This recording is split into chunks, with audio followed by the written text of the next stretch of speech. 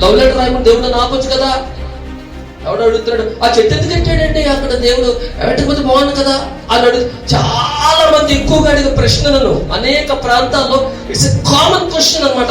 ఆ చెట్టు ఎందుకు పెట్టి అక్కడి నుంచి కదా అంతా వచ్చింది సార్ అని అడుగుతారు. నేను ఆలోచన ఏమడుగుతాను తెలుసా, చెట్టు అక్కడ ఎందుకు పెట్టాడు అని నువ్వు అడిగే బదులు నాకు జ్ఞానం ఎందుకు ఇచ్చాడని అడగవేను, నాకు స్వేచ్ఛ ఎందుకు ఇచ్చాడని అడగవేను. ఒక పశువు ఉండే విధానాన్ని నీకు ఇవ్వలేదు కదా ఆయన, ఒక జంతువు ఉండే విధానాన్ని నీకు ఇవ్వలేదు కదా ఆయన.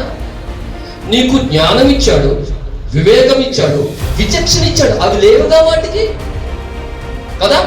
మోర్ ఓవర్ సమాచారం ఇచ్చాడు, ఇది చెయ్యొద్దురా, వేలు పెట్టొద్దురా అని చెప్తే తిట్టి పాడైపోతే ఎవరి తప్పండి, ఎవరి తప్పు? ఈ ట్రాన్స్ఫార్మర్ అలా కూరేసి 2 వేలు వేస్తారు, ఎగురుతుంది డేంజర్ అని రాస్తారు. అంటే అర్థం ఏంటి, అలాగ అయిపోతామని అక్కడికి వెళ్తాడు. వెళ్ళి పట్టుకొని అయిపోతే అక్కడ బొమ్మ ఎందుకు కట్టారు కానీ, అదెందుకు ట్రాన్స్ఫార్మర్ ఎందుకు కట్టారంటే అది నీకు ఉపయోగం రా. దేవుడు ఆజ్ఞ నీకు ఉపయోగం, దాన్ని వినలేదు నువ్వు, దాన్ని అనుసరించలేదు నువ్వు, అది నీ తప్పు. ఆయన సమాచారం ఇవ్వకుండా బైబిల్లో ఏదైనా చేసినట్టు చూపించండి.